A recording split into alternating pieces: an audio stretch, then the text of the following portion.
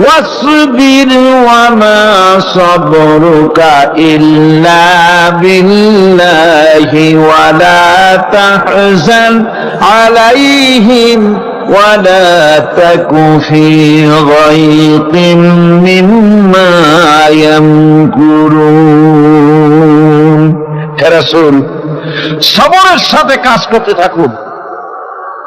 আপনার এই সবরের তৌফিক তো আল্লাহই দিয়েছেন, আর ওদের সমস্ত ষড়যন্ত্র, ওদের অপকৌশলে আপনি দুঃখিত হবেন না, চিন্তা করবেন না, ভারাক্রান্ত হবেন না। আপনি নিশ্চিত থাকুন। ওয়াসবির লিহুকমি রাব্বিকা ফাইন্নাকা বিআয়ুনিনা। হে নবী, আপনার রবের চূড়ান্ত ফয়সালা আসা পর্যন্ত ধৈর্য ধারণ করুন। আপনি তো আমার চোখের সামনে। সুবহানাল্লাহ, সুবহানাল্লাহ। আপনি আমার চোখের সামনে। কে আপনাকে কি করবে আমি দেখবো না? সুবহানাল্লাহ। মন্ত্রী যদি, এই সলিমুদ্দিন মার্কা মন্ত্রী যত আছে, এই মন্ত্রীরা ভূমিকা দেখাতে ভয় কিসে? আমি তোকে দেখছি না? সাহসটা কেমন বাড়ে, কেমন বাড়ে সাহস? আরে কোন মন্ত্রী ছাতা মাতা না, কোন প্রেসিডেন্ট রাজা বাদশা না, আকাশ আর জমিনের মালিক আমার আল্লাহ রাব্বুল আলামিন বলছেন, হাবিব কোন চিন্তা নাই, আপনি আমার চোখের সামনে। ওরা চায় আপনাকে দুনিয়া থেকে মিটাই দিতে, আর আমি চাই ওয়ারাফানা লাকা যিকরা, আপনার প্রশংসা তো হবে গোটা বিশ্ব জুড়ে, সর্বত্র ছড়িয়ে যাবে আপনার নাম। সুবহানাল্লাহ। আল্লাহ পাক অন্যত্র বলেছেন, ওয়ালাকাদ কুযযিবাত রুসুলুম মিন ক্বাবলিকা ফাসাবারু আলা মা কুযযিবু ওয়া উযু হাত্তা আতাহুম নাসরুনা। হে মুহাম্মদ সাল্লাল্লাহু আলাইহি ওয়াসাল্লাম, আপনার পূর্বে অসংখ্য নবী রাসূল এই পৃথিবীতে আসছে এবং জুলুম আর নির্যাতনের শিকার তারা হয়েছেন। অবশেষে তাদের প্রতি আল্লাহর সাহায্য এসেছে। সুতরাং আপনাকেও ধৈর্য ধারণ করতে হবে। ধৈর্য ছাড়া কোনো পথ নাই। ধৈর্য আপনাকে ধারণ করতেই হবে। আর এই ধৈর্য ধারণ করলে পরে আল্লাহর চূড়ান্ত ফয়সালা আসবে, তখন আল্লাহ পাক মেহেরবানি করবে। আমার ভাইরা, এই ধৈর্য পৃথিবীর সমস্ত পয়গম্বররা ধৈর্য অবলম্বন করেছেন, কখনো অধৈর্য হন নাই। দ্বীন কায়েমের সংগ্রামে নবী রাসূলগণ দারুণ ভাবে সবর ইখতিয়ার করেছেন।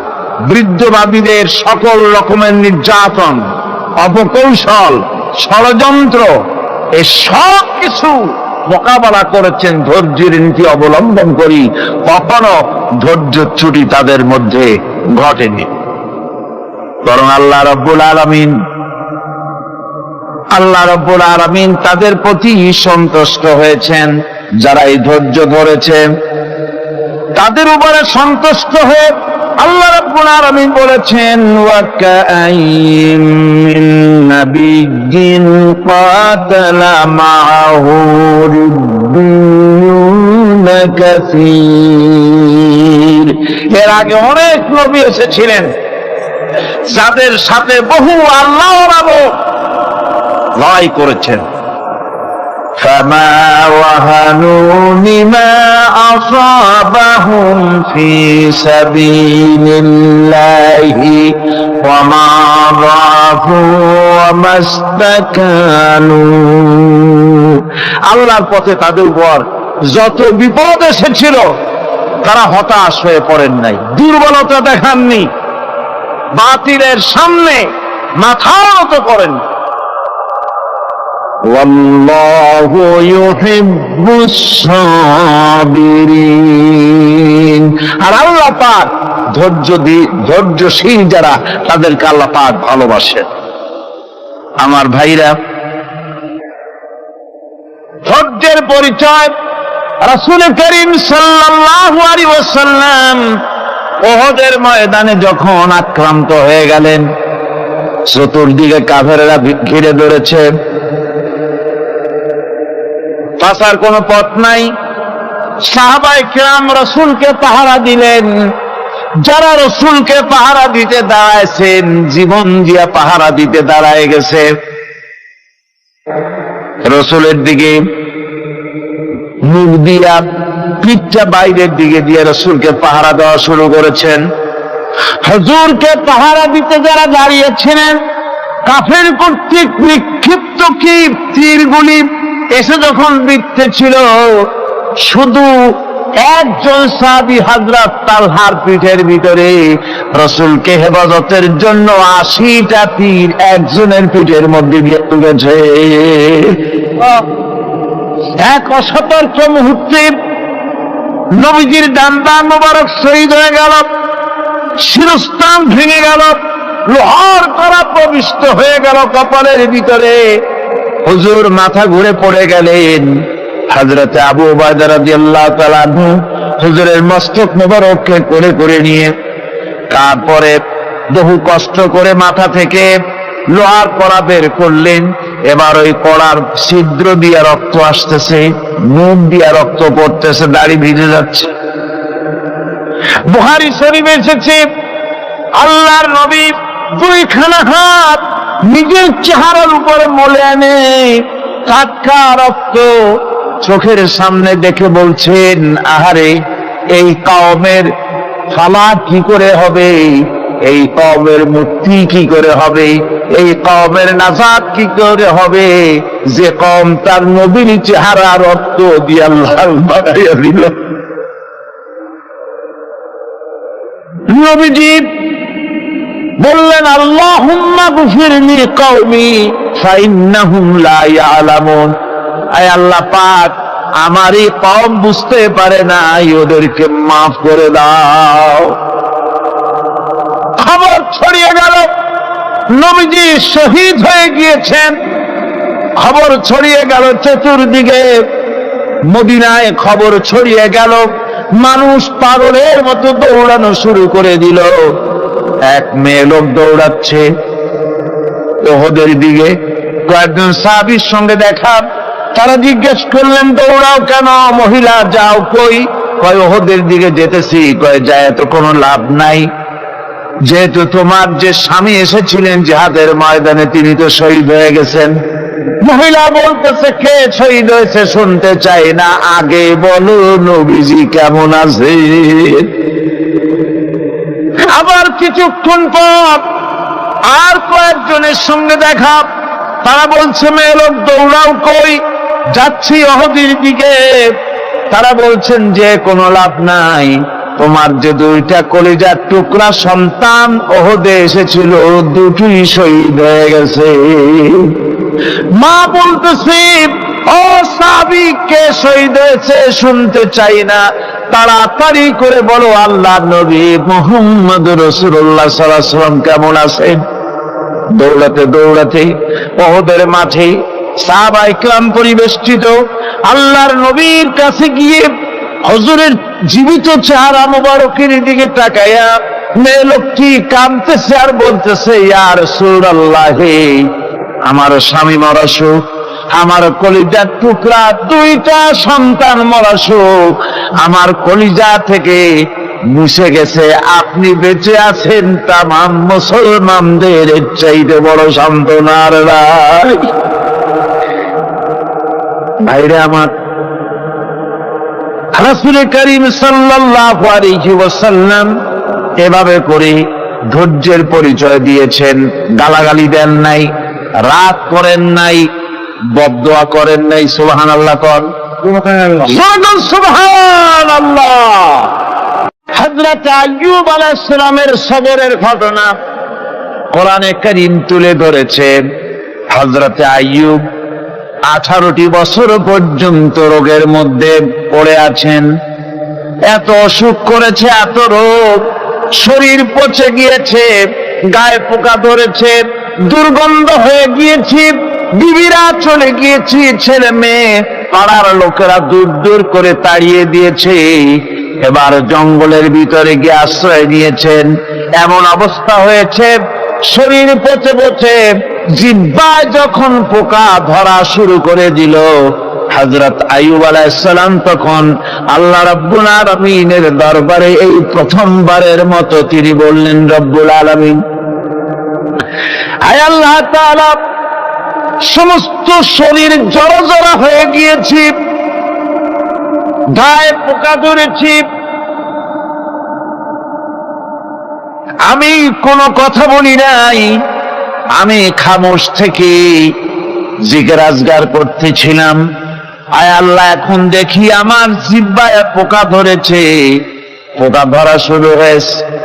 আমার জিহ্বাটায় পোকা তুমি দয়া করে দিও না, কারণ আমার জিহ্বায় যদি পোকা হয়ে যায় তাহলে তোমার মতো আল্লাহর জিকির আমি কি দিয়া করব? আমার জিহ্বাটা তুমি দয়া করে ভালো রাখো। কোরআনে কারীম বলছি, وَأَيُّوبَ إِذْ نَادَى رَبَّهُ أَنِّي مَسَّنِيَ الضُّرُّ وَأَنْتَ أَرْحَمُ الراحمين। স্মরণ করো সেই সময়ের কথা যখন আইয়ুব তার রবকে ডেকে বলেছিল, আমি অসুস্থ আর তুমি তো রহমান রহিম, দয়াময়। ভাষাটা দেখেন কি সুন্দর। এর থেকে কি আল্লাহরে আর কিছু বলা লাগে? আল্লাহ পাকের কাছে তিনি বলতেছেন, আল্লাহ আমি তো অসুস্থ, আমি তো অসুখ করেছে আমার, আর তুমি তো দয়াময় রহমান রহিম। এক অন্ধ, ঈদের দিন কত অন্ধই তো আসে খয়রাত করার জন্য, ভিক্ষা করার জন্য, চতুর্দিকে ভিক্ষা করতেছে অন্ধরা। এক অন্ধ ঈদের গেটের কাছে দাঁড়ায় বলতেছে, ভাইরা আজ হচ্ছে ঈদের দিন আর আমি কিছু দেখতে পাচ্ছি না। তো বেশি পয়সা পাইল, মানুষের দিন তার প্রতি আকৃষ্ট হয়ে গেছে। আরে কি কথা, আজ ঈদের দিন, সকলে আনন্দ করছে আর আমি কিছুই দেখতে পাচ্ছি না। সে কিন্তু কিছু চায় নাই। ভাষার ভিতরে, কথা বলার ভিতরে এ ধরনের টেকনিক আছে। হযরত আইয়ুব আলাইহিস সালাম বললেন না যে আল্লাহ আমারে মাফ করে দাও, কষ্টের মধ্যে আছি। তিনি শুধু বলেছেন, রব্বুল আলামিন, আমি অসুস্থ হয়ে পড়েছি, আমার অসুখ করেছে, আর তোমার নাম রহমান রহিম। এতটুকু কথা বলেছেন। আল্লাহ রাব্বুল আলামিনের দরজায়, তার দরবারে আইয়ুব আলাইহিস সালামের ডাক চলে গেছে, যায় নাই? কোন অসুবিধা আছে নাকি? কোন অসুবিধা নাই। পানির তলা দিয়া যদি কেউ ডাক দেয়, পাহাড়ের ভিতরে বসে যদি কেউ ডাক দেয়, আল্লাহ রাব্বুল আলামিন তা শুনতে পান। ইউনূস আলাইহিস সালাম মাছের পেটে বসে চিৎকার মেরেছিলেন, লা ইলাহা ইল্লা আনতা সুবহানাকা ইন্নী কুনতু মিনাজ জালিমিন। যিনি বলছিলেন, আয় আল্লাহ তাআলা, আমি তোমার প্রশংসা করছি, তুমি ছাড়া উপাস্য নাই, মাবুদ নাই। আমি তোমার পবিত্রতা ঘোষণা করছি, আমি তো জালিমদের অন্তর্ভুক্ত হয়ে গেছি। বাস এতটুকুন কথাই বলেছেন। আল্লাহ পাক বলছেন, ইউনূসের ডাক তো কেউ শোনে নাই, পানির মধ্যে কেউ শোনে নাই, জমিনের কেউ শোনে নাই, মহাশূন্যের কেউ শোনে নাই, কিন্তু মাছের পেটের ভেতরে থেকে গভীর অতল দরিয়ার তলদেশ থেকে মাছের পেটের ভিতরে বসে আমার ইউনূস যে ডাক দিল, ওই ডাক আমি আরশের মালিক আমি শুনতে পেয়েছি, আর সঙ্গে সঙ্গে জবাব দিয়েছি, ফাস্তাজাবনা লাহু ওয়া নাজ্জাইনাহু মিনাল গাম্মি ওয়া কাযালিকা নুজিল মুমিনিন। ডাকের সাড়া দিলাম, বিপদ দিয়া বাঁচায় দিলাম। শুধু ইউনূসের না, আল্লাহ পাক এ জায়গায় আবার ওয়াদা করলেন, দুনিয়ার যত মুমিন বান্দা আছে তারা যদি কখনো বিপদে পড়ে যায় আর আমারে যদি ডাকে, আমি এইরকম করে বিপদ থেকে বাঁচাইয়া দেব। আইয়ুব আলাইহিস সালাম যখন আল্লাহ রাব্বুল আলামিনের কাছে ফরিয়াদ করলেন, আল্লাহ পাক তখন বলছেন, কোরআনে কারীম বলছে, ফাস্তাজাবনা লাহু ফাকাশাফনা মা বিহি মিন দুররি ওয়া আতাইনাহু আহলাহু ওয়া মিসলাহুম মাআহুম রাহমাতাম মিন ইনদিনা ওয়া যিকরা লিল আবিদিন। আমি আইয়ুবের দোয়া কবুল করে নিলাম, শুধু তার পরিবার বর্গই দিলাম না, বরং আরো কিছু নিয়ামত আমি তাকে দান করে দিলাম।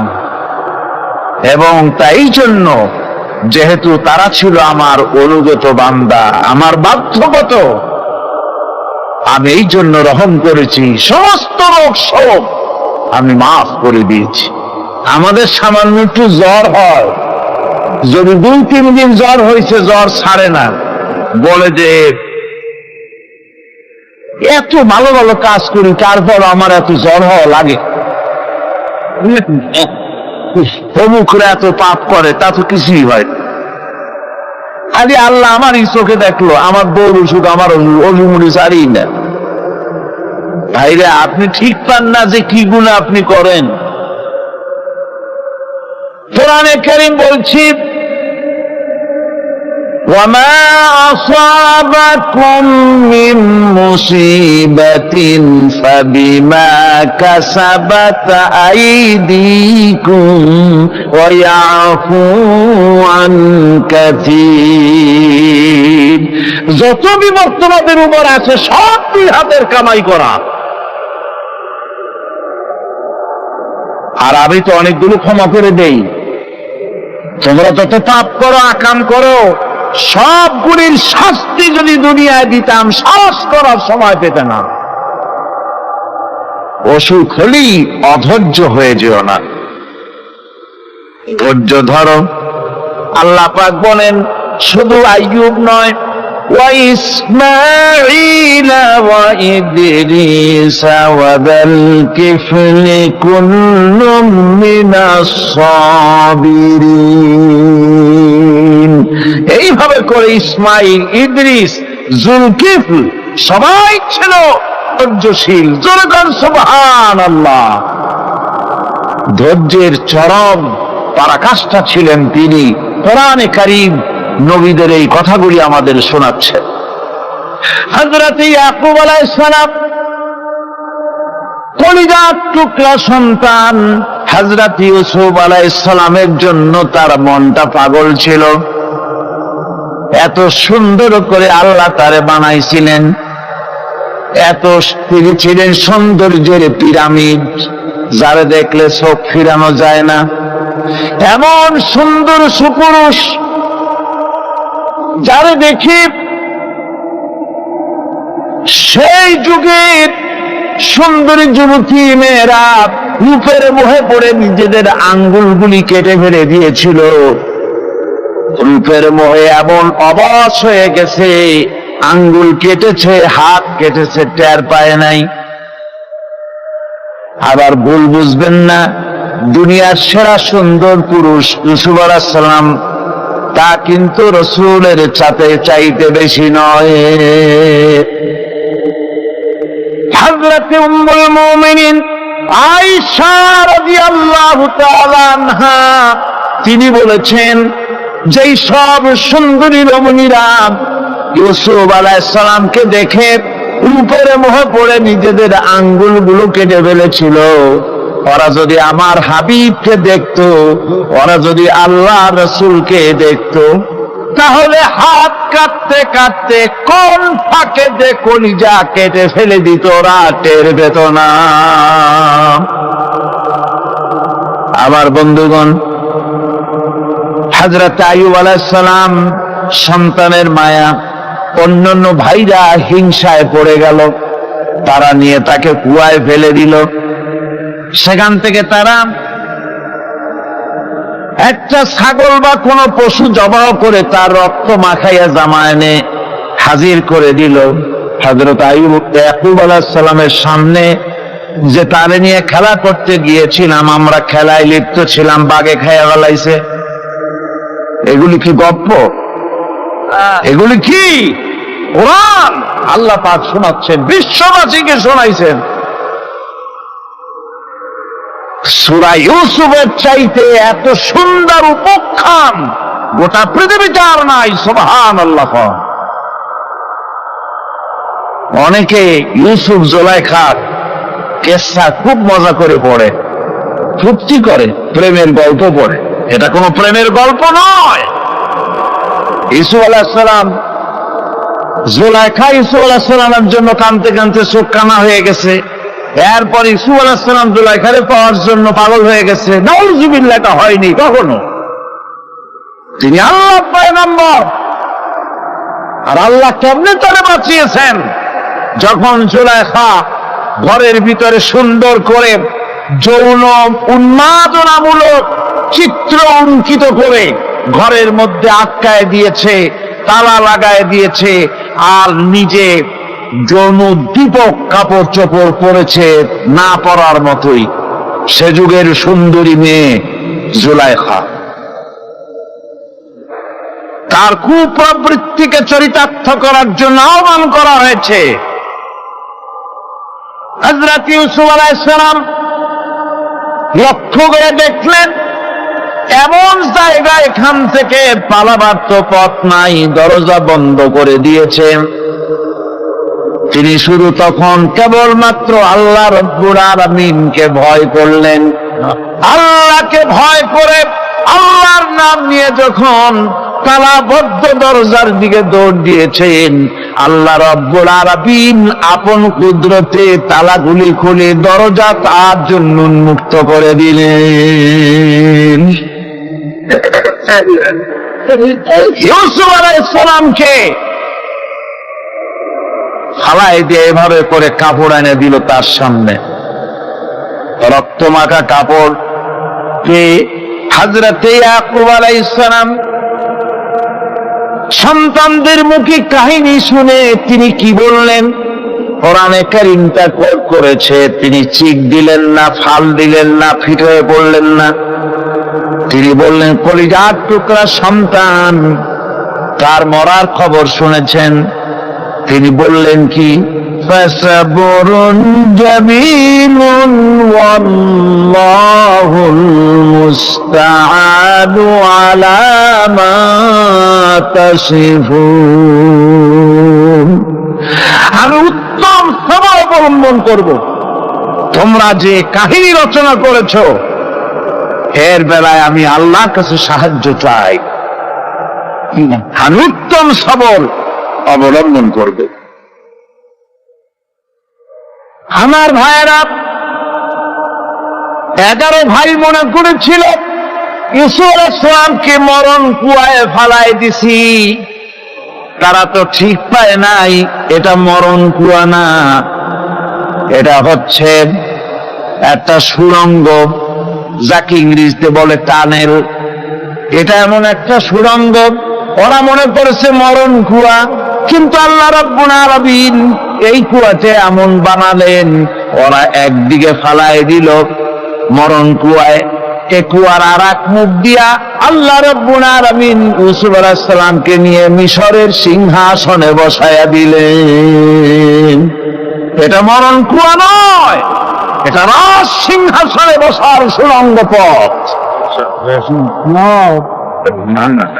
ইউসুফ আলাইহিস সালাম আজ প্রেসিডেন্ট, সুবহানাল্লাহ, প্রেসিডেন্ট হয়ে বসে আছেন।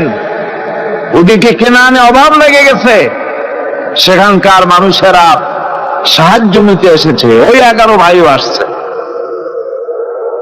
হযরত ইউসুফ আলাইহিস সালাম দেখি চিনে ফেলেছে, ওরা কিন্তু তখনও ঠিক পায় নাই। হযরত ইউসুফ আলাইহিস সালাম চিনে ফেলেছেন, এখন কি করা উচিত? সবগুলাকে ঠ্যাং উপরের দিকে উঠাইয়া তারপরে সমানে ধোলাই দেওয়া হইতে স্বাভাবিক ছিল, আমাদের মতো মানুষ হইলে, ঠিক কি না?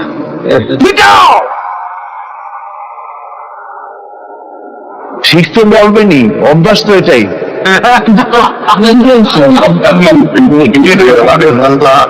হযরত ইউসুফ আলাইহিস সালাম তাদের সামনে পরিচয় দিলেন। তারা যখন বুঝতে পারল, লজ্জায় তাদের মাথা হেট হয়ে গেল। হযরত তার এক তো লজ্জা, আর 2 নম্বরের ভয়, জান নিয়া কেনানে কেউ ফিরে যেতে পারবো না। এখন অবস্থা হয়েছে যে জীবনই যায় নাকি এখানে।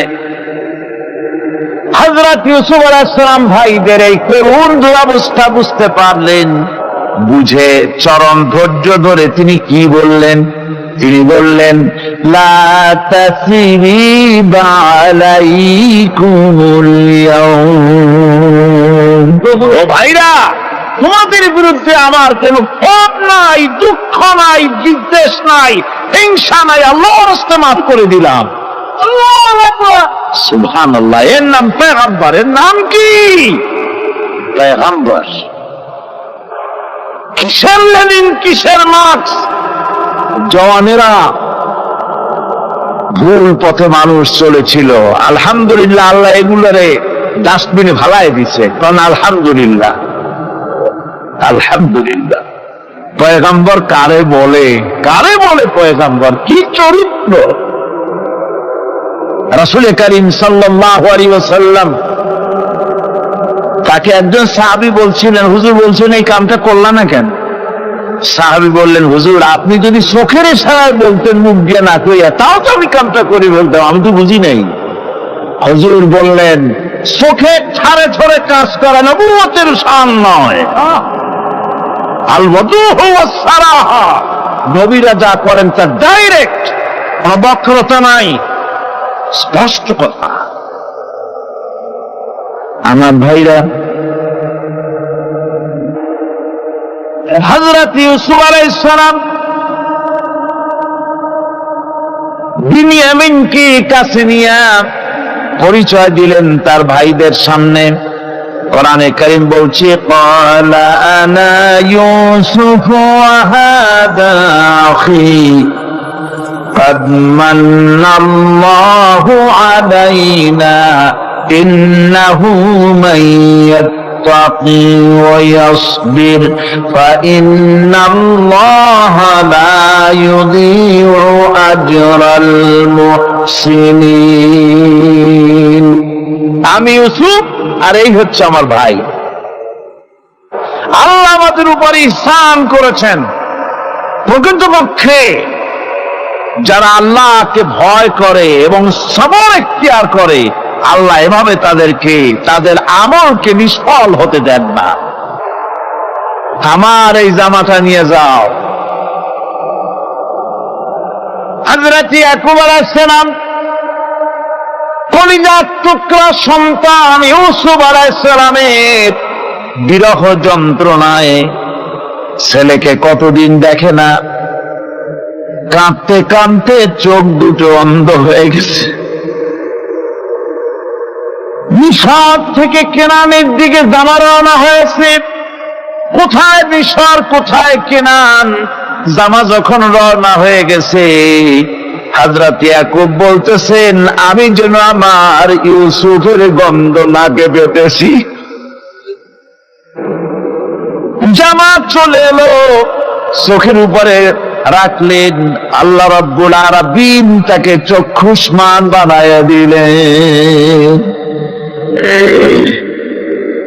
ভাইরা আমার, পয়গম্বররা সবর করে গোটা দুনিয়ার মানুষের সামনে দৃষ্টান্ত সেট করেছেন সবর কারে ঘর। আমার ভাইয়েরা, হযরত ইব্রাহিম আলাইহিস সালামের কথা আল্লাহ পাক কোরআনে কারিমে বলছেন সবর কারে কয়। দেখো, শেখো সবর কারে কয়। আল্লাহ পাক বললেন, ইব্রাহিম, তোমার বিবি আর তোমার নবজাতক এই সন্তানকে রেখে আসো মক্কা নগরীতে। তিনি চলে গেলেন। সেখানে ঘর নাই, বাড়ি নাই, কিচ্ছু নাই, চতুর্দিকে ধুধু বালু আর মরুভূমি। হযরতে হাজরা বলছেন, ইব্রাহিম, সামান্য পানি আর খাবার দিয়া আমার সন্তান শুদ্ধ এখানে রেখে যেতেছো, আমি কি অপরাধ করেছি? কোনো জবাব নাই। দুইবার তিনবার বলার পরে হাজরা বলছেন, ইব্রাহিম গো,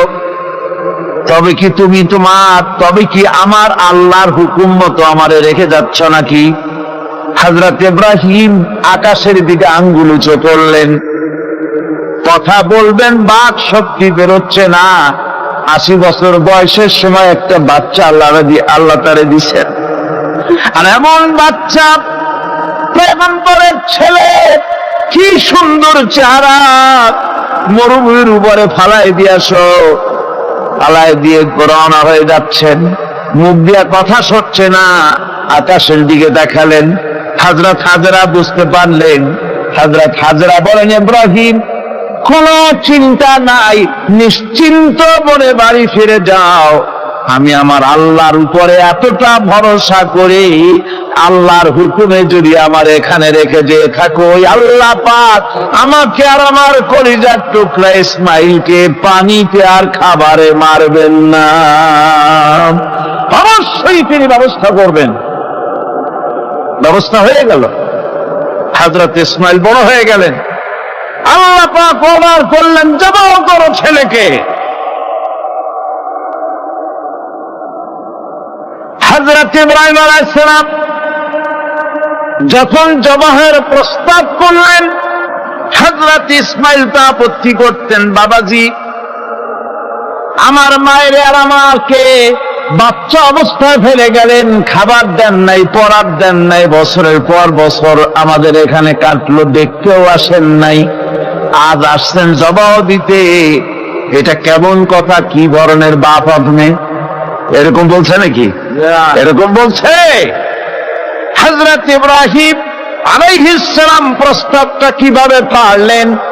আল্লাহ পাক কোরআনে কারিমে দৃষ্টান্ত রেখে দিয়েছেন। আল্লাহ পাক বলছেন, হযরত ইব্রাহিম ছেলেকে বললেন, ইয়া বুনাইয়া, হে আমার কলিজার টুকরা, লাডলা, হে আমার কলিজার টুকরা সন্তান, ইন্নী আরা ফিল মানাম আন্নী আযবাহুক, আমি স্বপ্নে দেখছি আমি যেন তোমাকে জবাহ করতেছি। ফানজুর মাযা তারা, তোমার রায় কি বলো? আমি তো স্বপ্নে দেখছি যে আমি তোমার জবাহ করতেছি, এখন তোমার রায় কি? তোমার মত কি? হযরত ইসমাঈল আলাইহিস সালাম শুনিয়া দিলেন দৌড়, নাকি না? হযরত ইসমাঈল আলাইহিস সালাম ধৈর্যের প্রতীক। তিনি কি কথা বললেন? তার মুখের কথা কোরআন শরীফে আল্লাহ পাক উঠায় দিলেন। হযরত ইসমাঈল বললেন, ইয়া আবাতি ফাআল মা তু'মারু সাতাজিদুনি ইনশাআল্লাহু মিনাস সাবিরিন। হে আমার পিতা, আপনি যে ব্যাপারে আদিষ্ট হয়েছেন আপনি তা পালন করুন, অবশ্যই আমাকে ধৈর্যধারীদের মধ্যে পাওয়া যাবে। সুবহানাল্লাহ। এক বর্ণনা এসেছে, হযরত ইসমাঈল বললেন, আব্বাজান, আমি ধৈর্যধারীদের ভিতরে আমারে পাবেন, তবে জবাহ করার আগে আমার হাত পাটা একটু বেঁধে নেন, কারণ জবাহের যন্ত্রণায় আপনার গায়ে যদি আমার হাত পা লেগে যায় তো বেয়াদবি হয়ে যেতে পারে। আর আমি মরে আমার জবা হয়ে যাওয়ার পর আমার রক্ত মাখা জামাটা নিয়া আমার মা হাজেরারে দিবেন, কারণ তাকে মা বলবার মতো আর তো কেউ নাই। হযরত ইব্রাহিম তাকে মারবার জন্য প্রস্তুতি নিলেন। হযরত ইসমাইল বলছেন, আব্বা জান বাঁধবেন না, বান্দার প্রয়োজন নাই। বলে কেন? একবার বাঁধতে বললে আবার তুমি নিষেধ করছো কেন? ছেলে বলছেন, আব্বা জান বাঁধবো না এই জন্যে, হয়তো কিয়ামতেই প্রশ্ন উঠতে পারে যে আল্লাহর হুকুমে রাজি ছিল না বলে হাত পা বাঙ্গা জবাব করছে। আমি এই সুযোগ দিব না, আপনি জবাব করেন, আমি এতটুকু নড়াচড়া করব না। ধৈর্যের চরম প্রতীক হযরতে ইসমাইল আলাইহিস সালাম দেখাই দিয়েছেন ধৈর্য কারে কয়। আমার বন্ধুগণ, এই পৃথিবীর সবচাইতে ধৈর্যের বড় প্রতীক হতেছেন ইমামুল মুরসালিন, আশরাফুল আম্বিয়া, সাইয়্যিদুল মুরসালিন জনাবে মুহাম্মাদুর রাসূলুল্লাহ সাল্লাল্লাহু আলাইহি ওয়াসাল্লাম। আমার বন্ধুগণ, সবচাইতে বড় ধৈর্যের প্রতীক তিনি। কাউকে একটা গালি দেন নাই জীবনে, কাউকে ঠাট্টা করেন নাই, কাউকে মারেন নাই, কারো মনে দুঃখ দেন নাই। তিনি দুঃখ পেয়েছেন, তিনি কাউকে দুঃখ দেন নাই। তিনি কষ্ট পেয়েছেন, কাউকে কষ্ট দেন নাই। আমার ভাইয়েরা, তায়েফের ময়দান, আমার নিজের চোখে তায়েফে যেদিন আমি তায়েফ দেখলাম, আমি তায়েফে ঢুকেছি, জীবনে কোনোদিন যাই নাই। রমজান মোবারকে আমি সেখানে গেলাম, আমাকে বসার জন্য তারা নিয়ে যাবে। আমি বললাম আগে বসবো না, আমারে আগে নিয়ে যাও, আমার নবীকে কোন জায়গায় ওরা মেরেছিল সেই জায়গাটা দেখাও। তায়েফের সেই গলিতে যখন আমি গিয়েছি, দুই দিকে পাহাড় দাঁড়ানো। তায়েফের লোক আমার সাথে ছিল, তারা বলল এই জায়গাটা প্রথম যেখানে চতুর্দিক থেকে নবীজিকে পাথর মারছিল আর আল্লাহর নবী বেহুশ হয়ে পড়ে গিয়েছিলেন। 3টা দিন না খাওয়া, হযরতে খাদিজা নাই, আবু তালিব নাই, মক্কায় জায়গা নাই পা রাখার। নবীজি 3টা দিন ঘুরলেন। নেতারা বলল, তুমি যদি নবী ভাবে তো এতিম হলে কেন? আল্লাহ নবী বানাবার জন্য কি একটা ধনী মানুষ পায় না? তোমার মতো এতিম আর গরিবের নবী বানাইলো কেন? আল্লাহ নবী 3 দিন পর যখন দেখলেন কেউ দাওয়াত শোনে না, কেউ মানে না, কেউ গ্রহণ করে না, তখন তিনি নেতাদের অনুরোধ করলেন, ঠিক আছে দাওয়াত তো কবুল করলে না, তবে একটা কাজ করো, অন্তত আমি যে তায়েফে আসছিলাম এই খবরটা মক্কায় দিও না, ওরা আরো অত্যাচার বাড়ায় দেবে।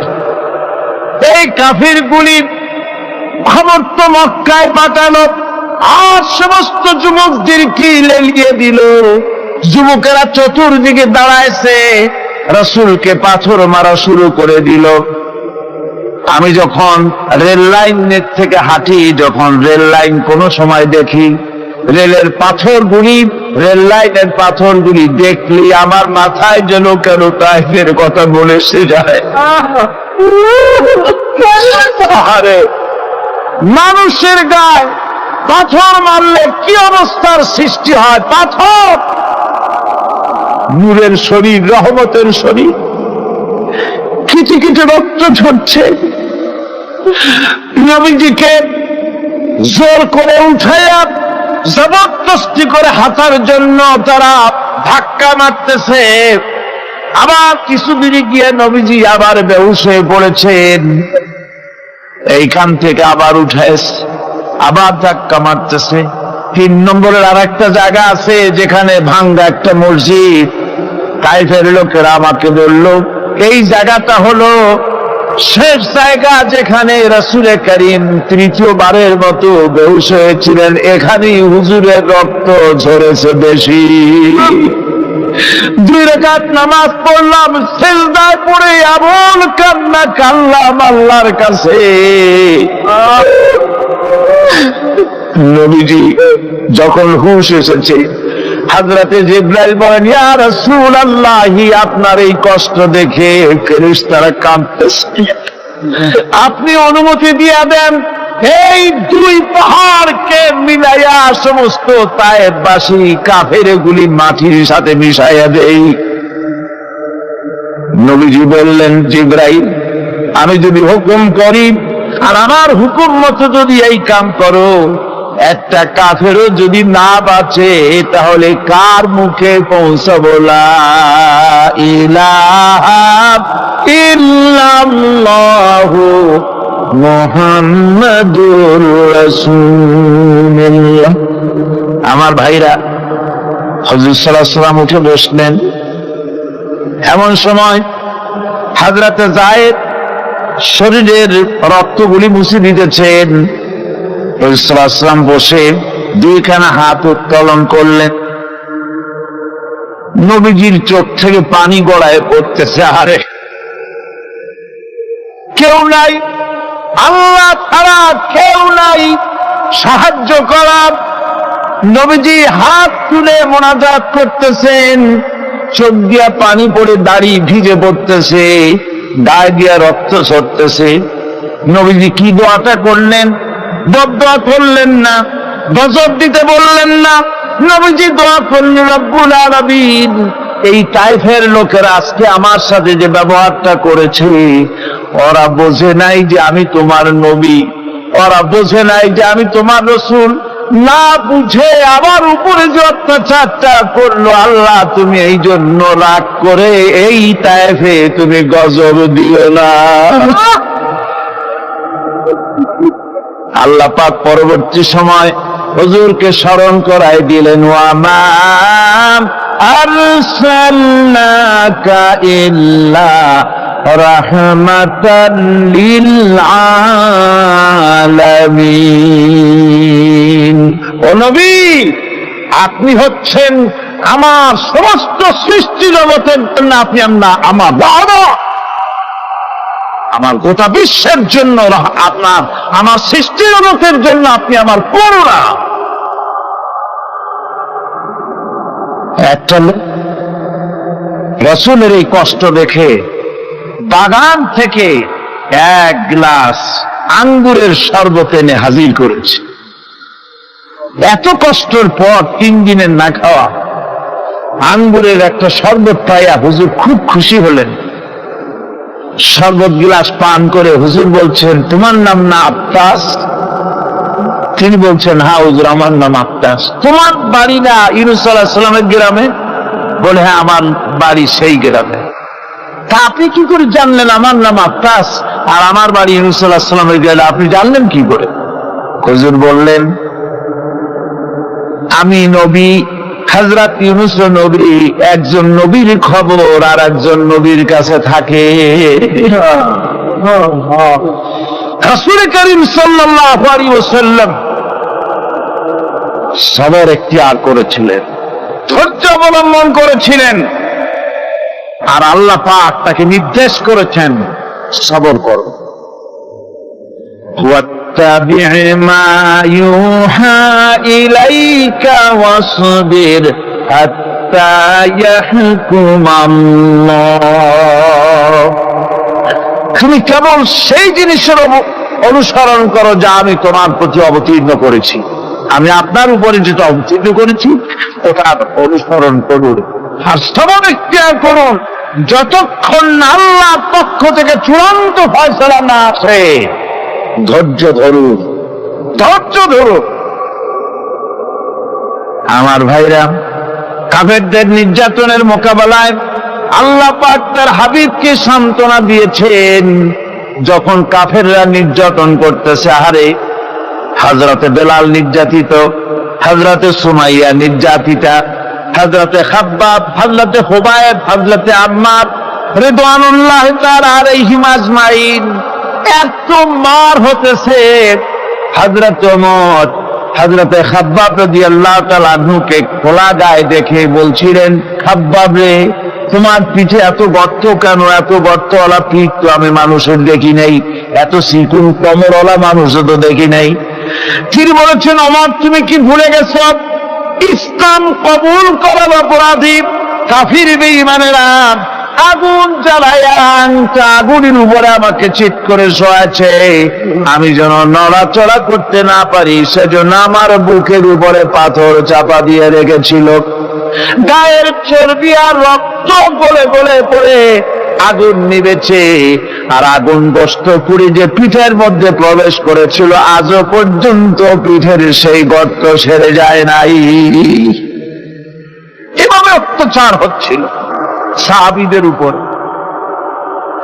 আল্লাহ রাব্বুল আলামিন তার হাবিবকে সান্ত্বনা দিলেন, ওয়াসবির ওয়া মা সাবরুকা ইল্লা বিল্লাহি ওয়া লা তাহজান আলাইহিম ওয়া লা তাকু ফি গায়তিন মিম্মা ইয়ামকুরুন। হে রাসূল, সবরের সাথে কাজ করতে থাকুন।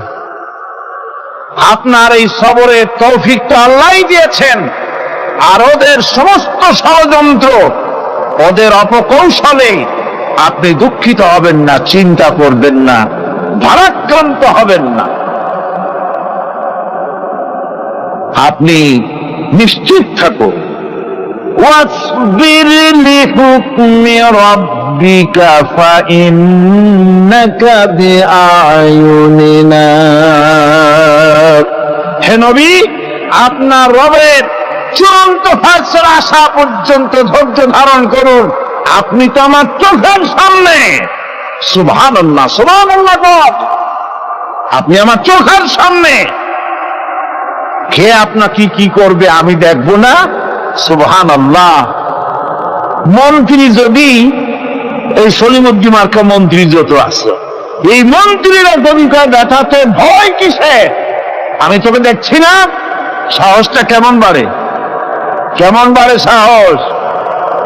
আরে কোন মন্ত্রী ছাতা মাতা না, কোন প্রেসিডেন্ট রাজা বাদশা না, আকাশ আর জমিনের মালিক আমার আল্লাহ রাব্বুল আলামিন বলছেন, হাবিব কোন চিন্তা নাই, আপনি আমার চোখের সামনে।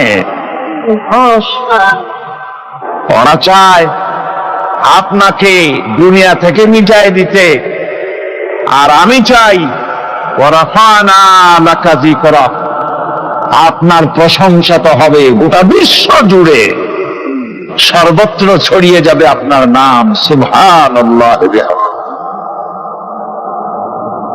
আল্লাহ পাক অন্যত্র বলেছেন, ওয়ালাকাদ কুযযিবাত রুসুলুম মিন ক্বাবলিকা ফাসাবারু আলা মা কুযযিবু ওয়া উযু হাত্তা আতাহুম নাসরুনা।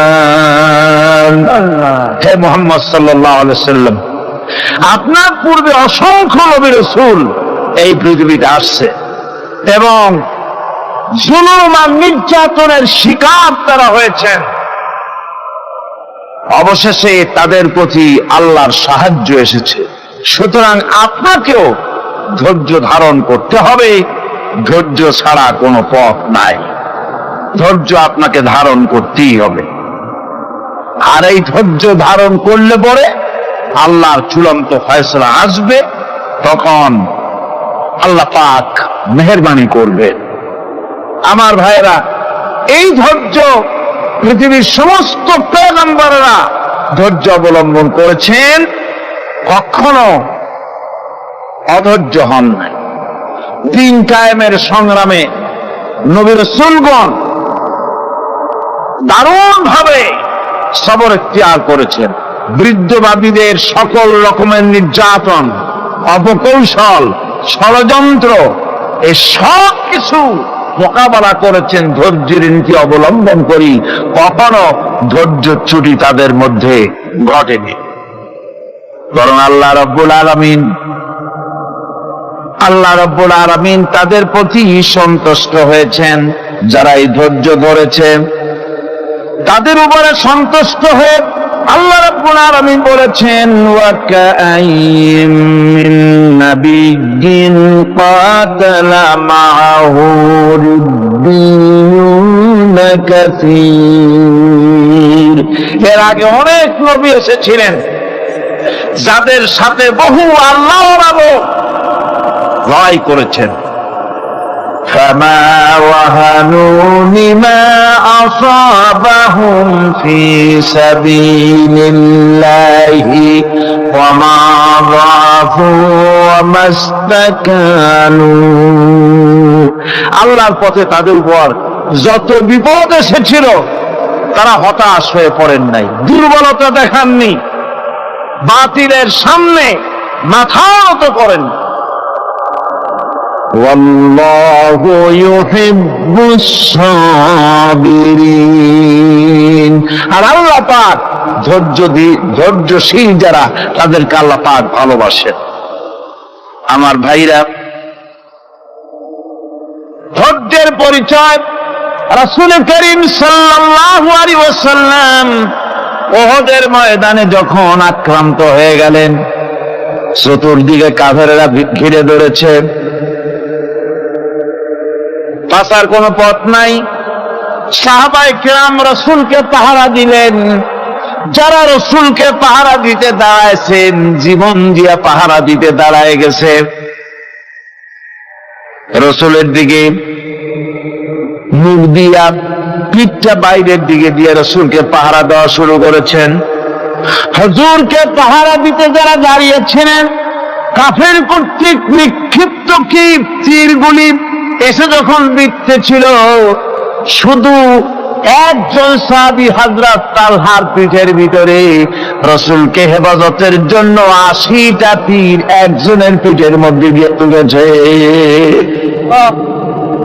এক অসতর্ক মুহূর্তে নবীজির ডান্ডা মোবারক শহীদ হয়ে গেল, শিরস্থান ভেঙে গেল, লোহার কড়া প্রবিষ্ট হয়ে গেল কপালের ভিতরে।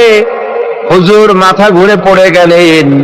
হযরত আবু উবাইদা রাদিয়াল্লাহু তাআলা আনহু হুজুরের মস্তক মোবারককে করে করে নিয়ে তারপরে বহু কষ্ট করে মাথা থেকে লোহার কড়া বের করলেন।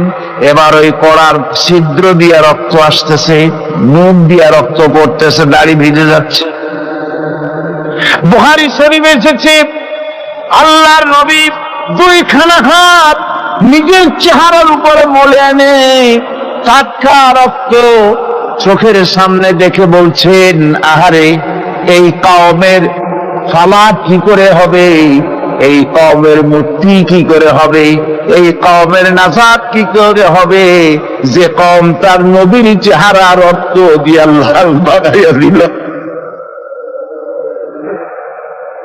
নবীজি বললেন, আল্লাহুম্মা গফিরলি কওমি ফাইন্নাহুম লা ইয়ালামুন। আয় আল্লাহ পাক, আমার এই কওম বুঝতে পারে না, ওদেরকে মাফ করে দাও। খবর ছড়িয়ে গেল নবীজি শহীদ হয়ে গিয়েছেন। খবর ছড়িয়ে গেল চতুর্দিকে, মদিনায় খবর ছড়িয়ে গেল। মানুষ পাগলের মতো দৌড়ানো শুরু করে দিল। এক মেয়ে লোক দৌড়াচ্ছে উহুদের দিকে। কয়েকজন সাহাবীর সঙ্গে দেখা, তারা জিজ্ঞেস করলেন, দৌড়াও কেন মহিলা, যাও কই? কয় উহুদের দিকে যেতেছি। কয় যায় তো কোনো লাভ নাই, যেহেতু তোমার যে স্বামী এসেছিলেন জিহাদের ময়দানে তিনি তো শহীদ হয়ে গেছেন। মহিলা বলতেছে, কে শহীদ হয়েছে শুনতে চাই না, আগে বল।